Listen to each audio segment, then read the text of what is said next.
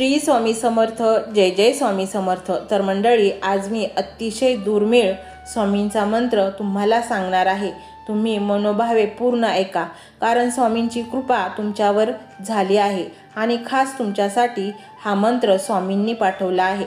नाहीतर करोडो लोकांनी पुढे ढकलला आणि तुम्ही पाहत आहात, म्हणजे तुम्ही भाग्यवंत आहात. त्यामुळे हा मंत्र संपूर्ण ऐका. अर्धवट ऐकण्याचे पाप तुम्ही करू नका. आज आपण अक्कलकोटमधील स्वामी मानवी देह धारण करून स्वामींनी दाखवलेल्या विविध लीलांमधील एक शिकवण आपण आज पाहणार आहोत.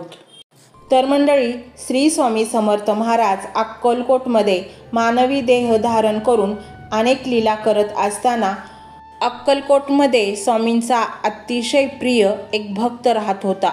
स्वामींचे प्रचंड भक्त देश विदेशात आहेतच. तर या अक्कलकोटमधील भक्ताचे नाव होते नरसाप्पा. एकदा काय झालं, स्वामी एकदा भक्ताच्या दुकानात बसले होते.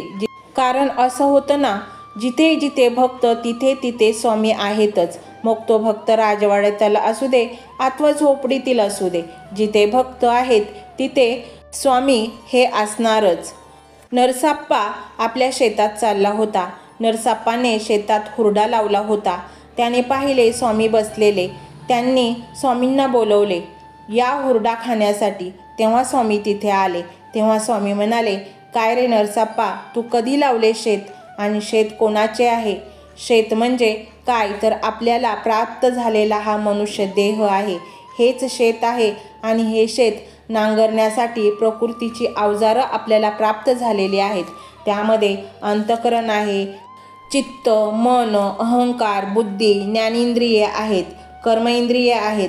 या अवजारांचा उत्तम रीतीने वापर केला तर शेती उत्तम पिकते. मग इथे शेतकरी कोण आहे? तर या शेतातील शेतकरी म्हणजे आपले आत्मतत्व आहे, आपला आत्मा आहे. या अवजारांचा वापर करून आपण शेत पिकवत असतो. जसे आपण ते अवजार वापरतो तसे शेत पिकते. आणि या शेताचा मालक कोण आहे? तर या शेताचा मालक आहे परब्रह्म, श्री स्वामी समर्थ आहेत. मालक ते आहेत. शेत तुला करायला दिले, ते तुला त्यांनी विकलं नाही, कारण तुझ्याकडे तेवढे धन नाहीच. तर तू धन कुठून आणणार एवढं त्या परब्रह्माचं शेत विकत घ्यायला? त्याने तुला ते करायला दिले. त्याचा खंड व्यवस्थित भरायचा. खंड भरण्यामध्ये खंड करायचा नाही. अखंडपणे खंड भरत राहिलास, म्हणजे अखंडपणे त्यांचं नाव तू घेत राहिलास, तर निरंतरपणे उत्तम शेत पिकेल. या शेताला कुंपण घालायचं ते आपल्या अंतःकरणाचं. अंतःकरणाचं कुंपण असेल तर विकारांची रोगराई येत नाही.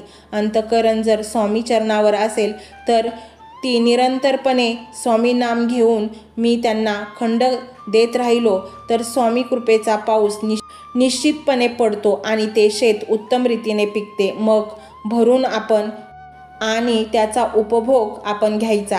आणि उपभोग घेताना स्वामींना विसरायचं नाही, निरंतरपणे नाम घेत राहायचं. नरसाप्पा स्वामी म्हणाले, काय रे शेत कोणाचं? नरसाप्पा थोडा चमकला. त्याला वाटले काय बोलतात हे पण त्वरित त्याच्या लक्षात आलं पाहिजे. नरसाप्पा म्हणाला, स्वामी महाराज, शेत आमचं नाही. आपल्या शेतात हुरडा उत्तम झाला आहे, आपण तो खायला चलावं. मग स्वामी निघाले नरसाप्पा बरोबर हुरडा खायला. आणि स्वामींच्या बरोबर भरपूर सेवेकरी असायचे. त्या सेवेकरांना घेऊन स्वामी शेतात गेले. हुरड्याचा आस्वाद सर्व सेवेकऱ्यांनी घेतला. आणि मग हा जो नरसोबाप्पा सुतार आहे याने ऊसही आणला होता. त्या ऊसाचा आस्वादही स्वामींनी घेतला. आणि त्यानंतर ऊसाच्या ज्या कांड्या होत्या राहिलेल्या त्या स्वामींनी शेतामध्ये उभ्या करून ठेवल्या. स्वामींनी ऊसाच्या कांड्या शेतात उभ्या केल्या. नंतर नरसाप्पाच्या लक्षात आलं, स्वामी मला ऊसाची शेती करायला सांगतायत. स्वामी निरंतरपणे आपल्या भक्तांना संकेत देत असतात. मात्र आपलं अंतःकरण जे आहे ते स्वामीचरणी स्थिरावलं नसल्याने आपण त्या संदेशाकडे आणि संकेतांकडे दुर्लक्ष करतो आणि म्हणतो स्वामी माझ्याकडे लक्षच देत नाहीत.